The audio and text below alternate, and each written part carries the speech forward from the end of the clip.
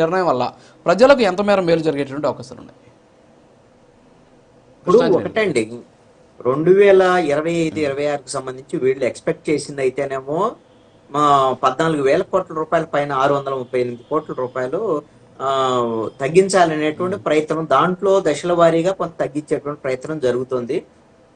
ఈ నవంబర్ నుంచి 2026 అక్టోబర్ వరకు సుమారుగా 968 కోట్ల రూపాయలు ప్రజలకి మేలు జరిగేటువంటి అవకాశం ఉంది అనేది ప్రభుత్వ లెక్కలు చెప్తున్నటువంటి అంశం.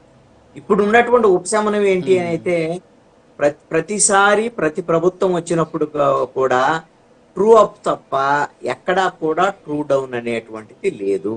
ఇప్పుడు మీరు చూపించేటువంటి బిల్లుల్లో కూడా 2023, 2022, 2024 వాటికి సంబంధించినటువంటి FEPCAకి సంబంధించినటువంటి ఆ ఫ్యూయల్కి సంబంధించినటువంటి వినియోగము, దానికి సంబంధించినటువంటి ఆ భారాలకు సంబంధించినటువంటి వాటిని ఇప్పుడు వేస్తున్నటువంటి పరిస్థితి ఉంది. దాన్ని కూడా తగ్గించాలనేటువంటి దాని మీద రామ్మోహన్ నాయుడు గారు ఏం చెప్తున్నారు, మేము ఆ అంశం కూడా తగ్గిస్తే మంచిది అనేటువంటి దాని మీద ప్రభుత్వ పరిశీలనలో ఉంది అనేటువంటి దాని మీద చెప్తున్నారు. ఏ రూపంలో భారం వేసినా కూడా ఖచ్చితంగా ప్రజలకు ఖచ్చితంగా అది భారమేనండి. వైసీపీ ప్రభుత్వం ఏమలో తప్పు జరిగింది కాబట్టి ఇప్పుడు మేము వేస్తామన్నా అది ఖచ్చితంగా తప్పే. ఒకటి, కూటమి ప్రభుత్వం వైపు నుంచి ట్రూ డౌన్ అనేటువంటి నిర్ణయం అనేటువంటిది ఇది మంచి నిర్ణయం, ఎంతో కొంత ప్రజలకు భారం తగ్గుతుంది.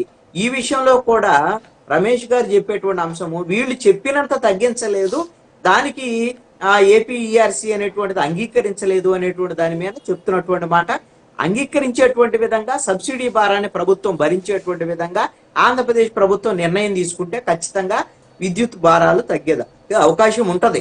ఇక్కడ ఒక అంశం ఏంటంటే, నేరుగా ప్రజలు ఎదుర్కొనేటువంటి సమస్య విద్యుత్ భారానికి సంబంధించినటువంటి విషయంలో. అందుకనే మీరు చూస్తే 2004 ఎన్నికలకు ముందు, అంటే 2003లో జరిగినటువంటి విద్యుత్ ఉద్యమాన్ని మనం చూసాం. అప్పుడు ఖచ్చితంగా ఆ ప్రభుత్వం మీద ప్రజలు తిరుగుబాటు చేశారు. అప్పుడు ప్రతిపక్షము అన్ని పార్టీలు కలిసే, కాంగ్రెస్, కమ్యూనిస్టులు అందరూ కలిసి తిరుగుబాటు చేసినటువంటి పరిస్థితి ఉంది.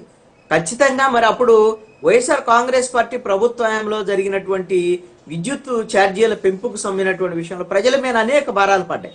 కానీ ఆ స్థాయిలో ఉద్యమం రాల. కారణం ఏంటి అంటే, ఇప్పుడు జరుగుతున్నటువంటి ఏ భారాలకు సంబంధించినటువంటి విషయంలో కూడా ప్రజలు ఎన్నికల సమయంలో తీర్పు ఇవ్వటం తప్ప, ఎన్నికల్లో ఓటేయటం తప్ప మధ్యలో తీవ్రమైనటువంటి ఉద్యమాలు వచ్చేటువంటి పరిస్థితులు, అలాంటి ఆలోచనలు జనంలో తీవ్రమైనటువంటి ఉద్యమాల వైపుగా వెళ్ళేటువంటి పరిస్థితి ప్రజల వైపు నుంచి లేదు. ఇప్పుడు ప్రభుత్వం అయితే మాత్రం ట్రూ డౌన్ అనేటువంటి నిర్ణయం వల్ల ప్రజలకి ఖచ్చితంగా ఎంతో కొంత ఉపశమనం కలుగుతుంది.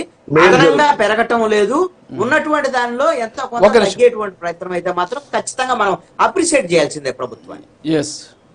ఓకే సార్, ఒక చిన్న బ్రేక్ ఉంది, బ్రేక్ తర్వాత కంటిన్యూ చేద్దాం. Break please.